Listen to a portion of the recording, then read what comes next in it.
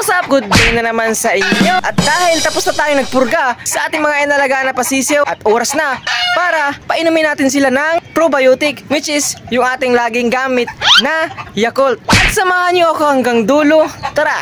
Please watch and subscribe Remil Vlogs dahil marami siyang gagawin na content para sa ating lahat. Subscribe kayo sa Remil Vlogs.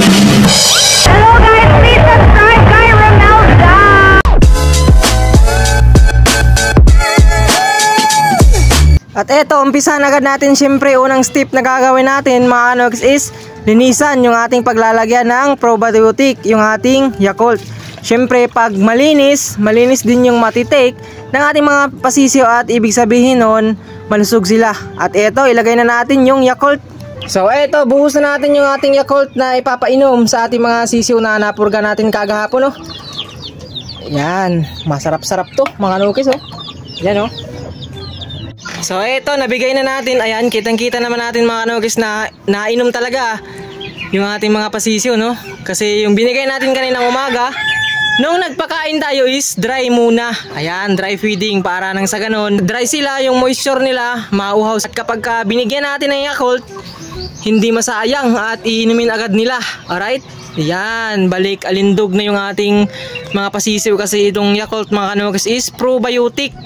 Isa sa nagbibigay ng good factors sa mga alaga natin ng mga pasisiyo dahil tayo ay nagpurga or nag-flushing. Ayan, kaya need natin or need nila yung gantong paraan, probiotic. Actually, kung meron kayong mga probiotic na mga order, ayan, marami kasing gumagawa ngayon ng probiotic. Yun yung maganda. Pero kung wala naman, gaya sa atin, dito, yung ginawa natin ngayon is, ayan, yung nabibili lang agad natin sa tindahan, no? Yung ating Yakult. Ayan, so ubos agad, oh. Yung ating Yakult. Walang natira. Pero meron pa pala. Ito, oh. Ayan. Uhaw na uhaw yan. Yan. So, ang diskarte naman kapag ka uminom talaga, 3 hours walang tubig. Ayan. Gaya ng ginawa natin nito ngayon.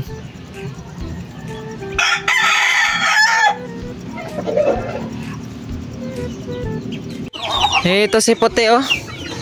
Silipin natin, umitlog na. Grabe. Ayun, oh.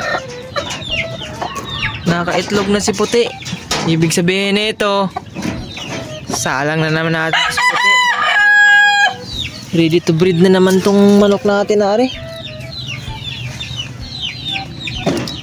Ang bilis talaga nito mag-itlog, no? So, andito yung ating mag-ina, oh. Ayan. Ito si Pula, nanay niya yan. So, galing naman to sa ating Lodi na si Hap and Sons Game Farm, right? So, bala ko to sila soon. Ayan, inbreeding, back to mama. So, ito, pumapalag na to. Meron na tong bitaw. Ayan, sa mga gustong makita ang bitaw nito.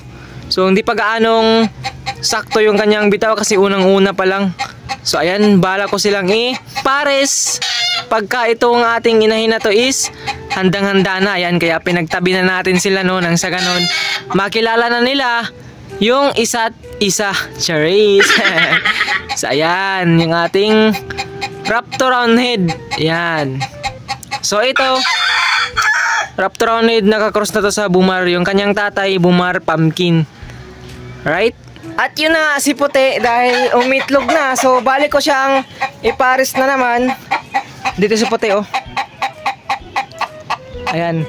So bala ko na naman siyang ipares doon na naman sa ating kanaway. Ayan si kanaway, oh. Ayan. At dahil na-priming agad natin nung pagkapisa pa lang, hiwalay, purga, paligo, kaya ayan yung resulta. Naitlog agad sa ganun kaikli lang na panahon. So ngayon, handang-handa na siya.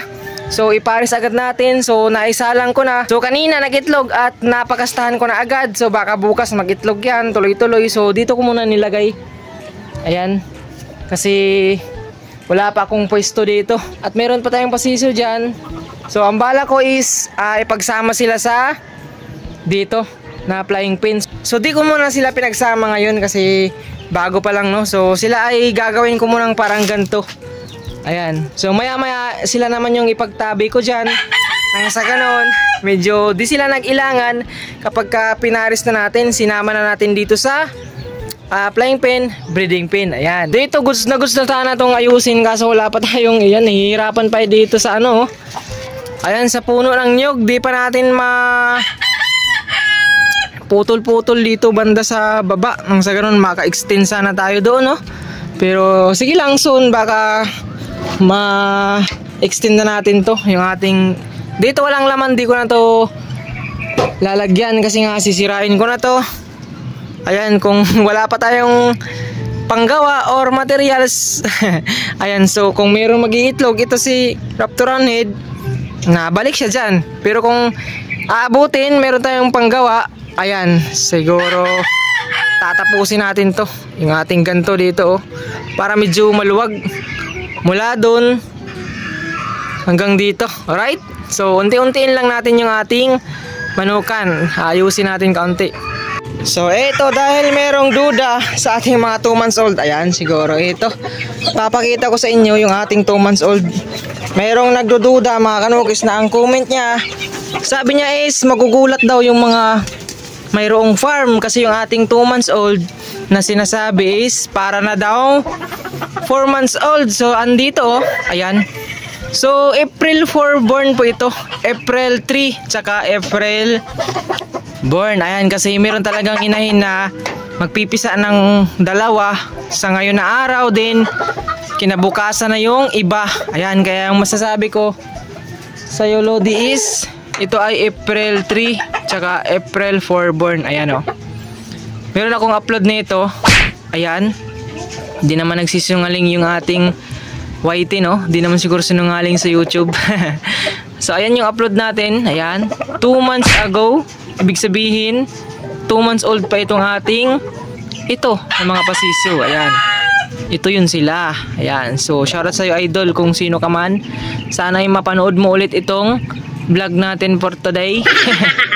So 2 months old pa naman sila. Wala naman tayong daya dito sa pag-aalaga, right? At yung ating 1 month old daw is ito daw yung 2 months old. So ayan, oh, yung ating 1 month old. So ito sila ay April 18 tsaka April 25 born. Ayan.